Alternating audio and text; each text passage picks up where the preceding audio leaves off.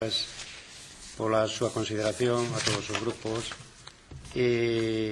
Bueno, simplemente vou intentar, moitas das preguntas se solapan, entonces vou intentar contestar algunha delas, quizá se me poida escapar, ainda que tendremos de novo, creo que outro turno, se se me escaparon, pois intentarei responderlas na medida que eu teña respostas mismas.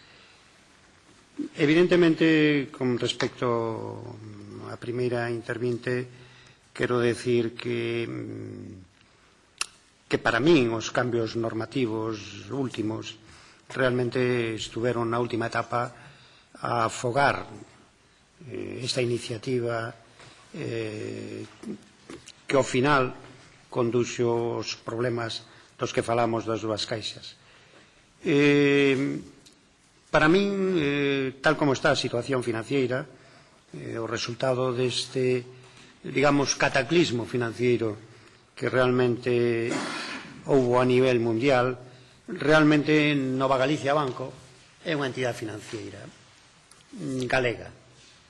E por qué? Porque realmente a experiencia, eu teño algunha, nunca traballei nas entidades financieras, pero sí tuve relacións con algunhas, que unha entidade financiera teña súa sede en Galicia, teña xente galega, teña unha red que controla 40% do que o mercado galego, realmente sí é importante. Por qué? Primeiro, porque pensemos nunha cousa que non falamos antes. Hai algo que nadie daqui ten dúda. Nova Galicia Banco é apetecible. Hai caixas por aí que nadie quere, que teñen que meter con calzador. Nova Galicia Banco, grandes gerifaltes do sistema financeiro manifestaron que, bueno, que podía ser interesante. Como non vai ser interesante? Alguén que controla preto do 40% do mercado, que ten unha red de oficinas espallada por todo o territorio, pois é importante. E por que creo eu que, e defendo eu, creo que con eso contesto un pouco as preguntas. Evidentemente o sistema financiero vai cambiar radicalmente, é dicir, o que vivimos antes non o vamos a vivir agora.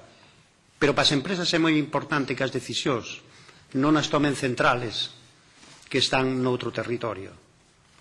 Se hoxe en día van a moitos bancos que traballan aquí, unha empresa, calquera empresa, o primeiro que dice, bueno, la comisión de riesgos que está, non cito, en X, tomará a decisión. Pero que implicación directa, que coñecimento directo teñen moitas veces da idiosincrasia do noso empresariado, do que é un factor básico, que a confianza que desfenden dese empresario, seu historial, non como se fai agora un credit scoring, donde un comple é divorciado, ten menos posibilidades, etcétera, etcétera, cal é o seu nivel de salario, si tuvo fallidos, e ao final sale un programa que analiza todo eso. Creo que por eso é importante manter a galegueidade do que nós ahora mismo chamamos Nova Galicia Banco, e que este aquí e que as decisións se tomen no noso territorio. Falamos de o que para min foron erros, evidentemente, de xestión, que conduxeron a este problema, pero sigo creendo nese proxecto precisamente por eso. Porque nos vamos a ter, de alguna maneira, unha entidade financiera próxima, que probablemente non faga unha poda xeral e que deixe a moitos de nosos ciudadanos sin servicios bancarios. Porque evidentemente os servicios bancarios, digamos que ahora mismo están un pouco simplemente plantexados no nivel peor que se pode ver deles, que é o tema das preferentes e subordinadas e a xente que está atrapada aí. Pero hai moitos servicios financeiros que realmente son básicos para a sociedade actual. Ben, por eso eu creo nese proxecto. E creo tamén, evidentemente, o digo aquí sin ningún pudor, creo nun señor que se chama Xosé María Castellanos, porque ten mostrado unha capacidade de xestión e que para min, e eu digo a nivel evidente en particular, creo que é un luxo ter ao frente a unha persona ca súa trayectoria e a mí me dá credibilidade. E as persoas son as que quitan ou poñen credibilidade. Non creo na banca pública. Pois, bueno, é unha cuestión que a miña experiencia pois me fai ver que de alguna maneira digamos que utópicamente podríamos pensar que todo sería máis bonito, pero creo que as consecuencias a longo e medio plazo nuns mercados evidentemente financeiros tal como funcionan hoxe en día realmente non creo que tuvese moita cabida.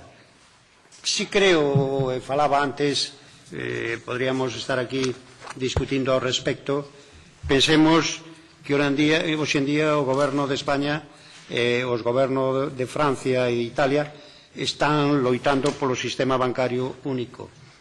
Non é por algunha razón. Evidentemente tamén hai razóns polas cuales Alemania non quere participar en este tipo de ou quere retrasar ao máximo o que xa estaba acordado. Creo que ese regulador que analice, é dicir, os mercados hoxe cada vez están máis globalizados e non pode ser o que está pasando ahora mismo, que se refería o profesor Puy, a que determinados países actuasen diligentemente e outros non. Probablemente, se houvese unha unidade en ese aspecto de supervisión, realmente eso non habría sido así. Quero, en este sentido, tamén decir algo que para min é unha simple opinión non fundamentada, por iso tamén me gustaría escoitar ao señor Fernández Ordóñez.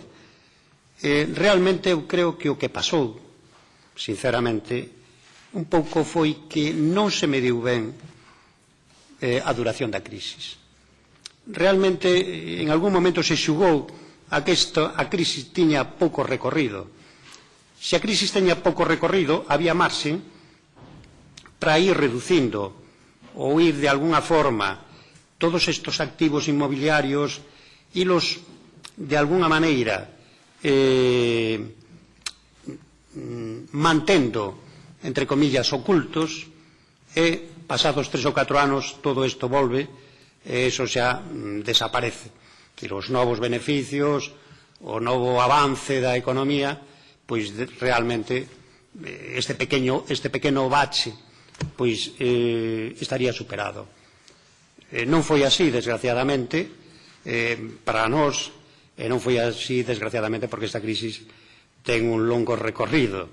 E iso foi o que puxo máis en evidencia pois todos os fallos e os sacou a flote. E con iso un pouco tamén quero responder a pregunta que me facía o responsable do Partido Popular. Esa é a miña opinión e de alguna maneira iso fai pensar por que outros países que tuveron máis vista realmente afrontaron o problema radicalmente de entrada e outros fomos incorporándonos con fondos relativamente pouco a pouco e xa cando os fondos cada vez eran moito máis caros. Ben, con respecto ás preferentes volvo a repetir o mismo. Sobre todo falando das preferentes, e falo por todos os grupos que fixeron súas preguntas, hai que separar o que, en principio, o grano da palla, é dicir, probablemente o 90% dos preferentistas, non teño datos, me preocupen, pero desde logo hai un porcentaxe que non me preocupa. En ese sentido, Nese sentido, pois, creo que, sobre todo para aqueles que foron manifestamente engañados, hai que buscar algún tipo de solución. É dicir, non pode ser que isto quede impune. Pero, ademais, tamén respondendo un pouco á pregunta, perdonade que mezcle, pero, bueno, é un pouco porque algunhas son coincidentes. O aspecto da educación, con respecto ao aspecto da educación, evidentemente non vou a explicar, é dicir, non trato como profesor de economía financiera que un ciudadano sepa o que é un swap, unha opción, bueno, eso se escapa. Pero sí que sepa, digamos, en términos financieros, sumar e restar. É dicir, por qué? Porque non é o mismo aplicar un sistema de amortización francés que un sistema de amortización alemán ou un sistema americano. É dicir, a xente non diferencia. É que moi grave, e a xente non percibe, que cando nun sistema francés leva pagado o 50% das cuotas, o 50% da vivenda non é del. Isto é elemental, isto todos deberíamos saber.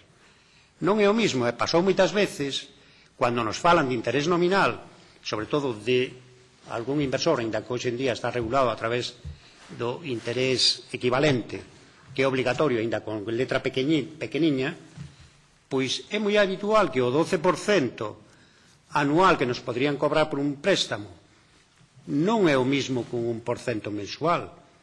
É dicir, se nos aplican un 1% mensual, o coste dunha operación é o 12,68%. Esos aspectos sí son aspectos importantes e, sobre todo, hai unha filosofía que eu sempre defendín. E moitas veces defendín contra a corriente e incluso contra a familia.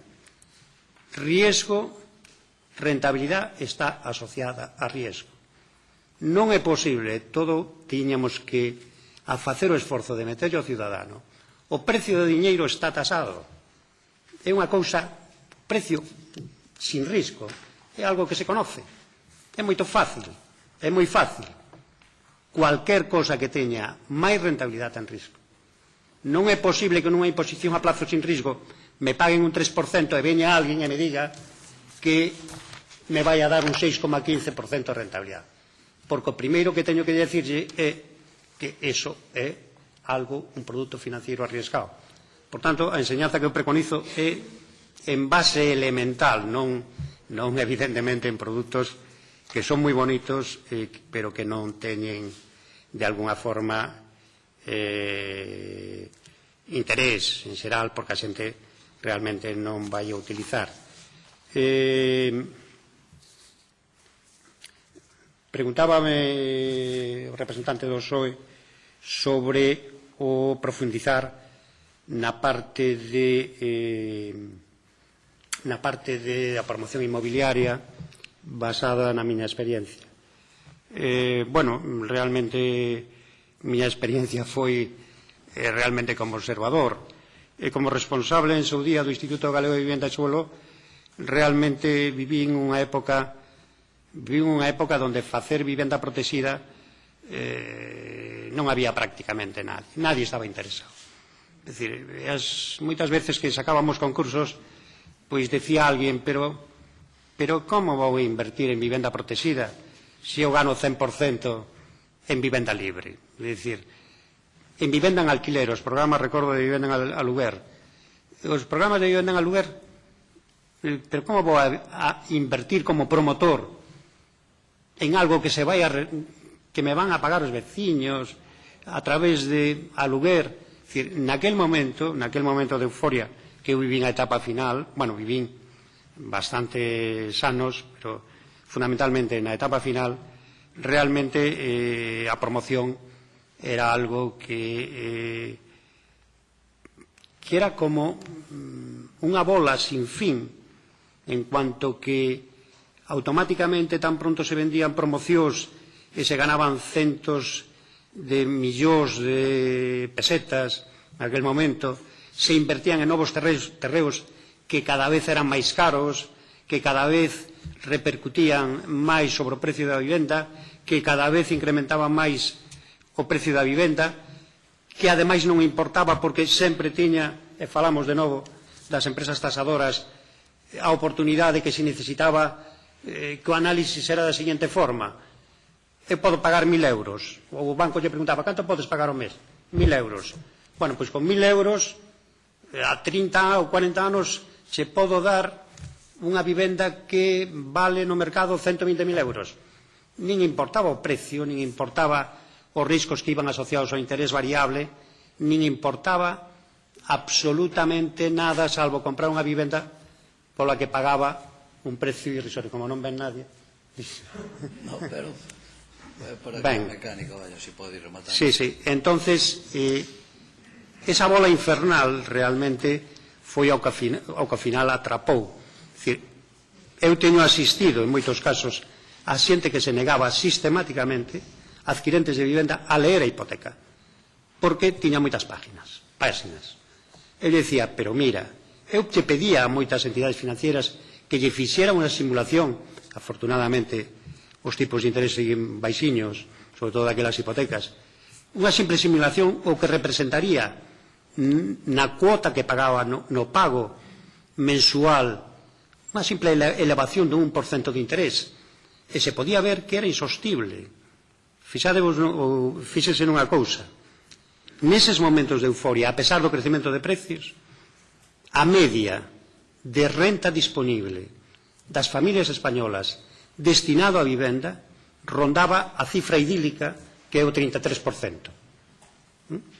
Chegamos ao 33%. Cando eu recordo que intentei comprar a primeira vivenda no ano 91, eu tiña que pagar o 60% de miña renta disponible. Chegouse a niveles realmente, e incluso que falaba antes na miña exposición, as desgravacións fiscais incidiron fundamentalmente en que todo o mundo fose propietario. Había un anuncio que se oía unha cisterna pola mañá, nun anuncio de radio, que se oía unha cisterna e dicen: no tire su dinero, no alquile, compre unha vivenda. Ese foi algo que nos metemos ou que introducimos xenéticamente, de alguna maneira, ou que vemos, todo o mundo temos que ser propietario unha vivenda. Bueno, espero, como teño... Ten un último turno, sí.